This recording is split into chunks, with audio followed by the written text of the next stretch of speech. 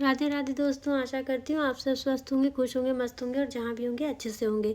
तो आज की कहानी का शीर्षक है 3 मछलियाँ और ये भी एक पंचतंत्र कहानी है।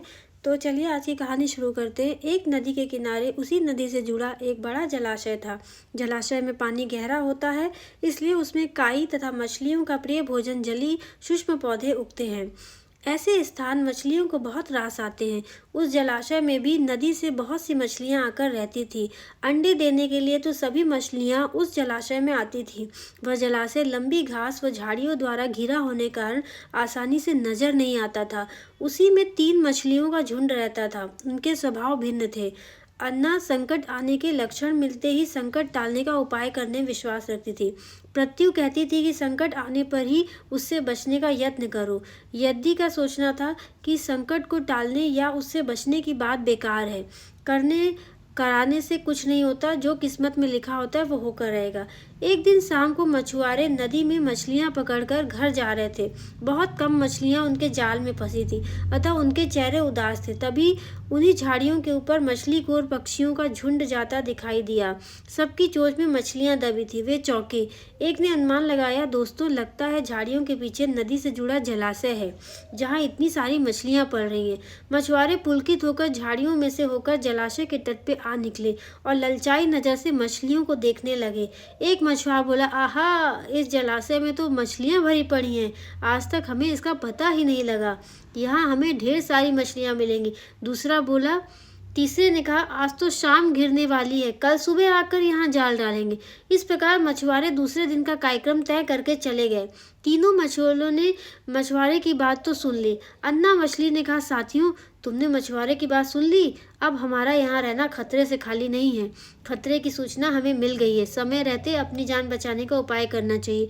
मैं तो अभी इस जलाशय को छोड़कर नहर के रास्ते नदी में जा रही हूँ। उसके बाद मछुआरे सुबह आए, जाल फेंके मेरी बला से। तब तक मैं तो बहुत दूर अटखेलियां करते हुए निकल जाऊंगी।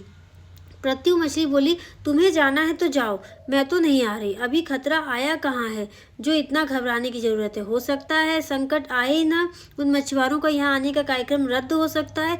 हो सकता है रात को उनके जाल चूहे कुतर जाए। हो सकता है उनकी बस्ती में आग लग जाए। भूचाल आकर उनके गांव को नष्ट कर सकता है, या रात को मूसलाधार वर्षा हो सकती है और बाढ़ में उनका गांव बह सकता है। इसलिए उनका आना निश्चित नहीं है। जब वो आएंगे तब की तब सोचेंगे। हो सकता है मैं उनके जाल में फंसूं ही ना।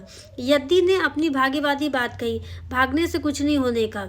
मछुआरों को आना है तो वो आएंगे। हमें जाल में फंसना है तो हम फंसेंगे। किस्मत में मरना ही लिखा है तो क्या किया जा सकता है। इस प्रकार अन्ना तो उसी समय वहां से चली गई।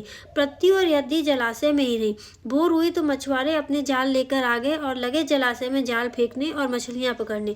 प्रत्यु ने संकट को आए देखा तो लगी जान बचाने के उपाय सोचने। उसका दिमाग तेजी से काम करने लगा। आसपास छिपने के लिए कोई खोखली जगह भी नहीं थी। तभी उसे याद आया कि उस जलाशय में काफी दिनों से एक मरे हुए उदबिलाव की लाश तैरती रही है। वह उसके बचाव से काम आ सकती है। जल्दी उसे वह लाश मिल गई। लाश सड़ने लगी थी। प्रत्यु लाश के पेट में घुस गई और सड़ती लाश की सड़ांध अपने ऊपर लपेटकर बाहर निकली। कुछ ही देर में मछुआरे के जाल में प्रत्यु फंस गई। मछुआरे ने अपना जाल खींचा और मछलियों को किनारे से जाल पलट दिया। बाकी मछलियां तो तड़पने लगी, परंतु प्रत्यु दम साध कर मरी हुई मछली की तरह पड़ी रही। मछुआरे को सड़ांग का भपका लगा तो मछलियों को देखने लगा। उसने निश्चल पड़ी मृत्यु को उठाया, सूंघा, अख, यह तो कई दिनों से मरी हुई मछली है, सड़ चुकी है। ऐसे बड़बड़ाकर बुरा समूह बनाकर उस मछुआरे ने प्रत्यु को जलाशय में फेंक दिया। प्रत्यु अपनी बुद्धि का प्रयोग कर संकट से बच निकलने में सफल हो गई। पानी में गिरते ही उसने गोता लगाया और सुरक्षित गहराई में पहुंचकर जान की खैर मनाई।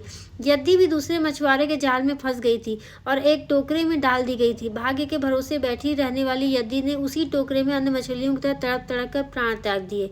सीख यही मिलती है कि भाग्य भी उन्हीं का साथ देता है जो कर्म में विश्वास रखते हैं और कर्म को प्रधान मानते हैं। भाग्य के भरोसे हाथ पर हाथ रखकर बैठे रहने वाले का विनाश निश्चित है।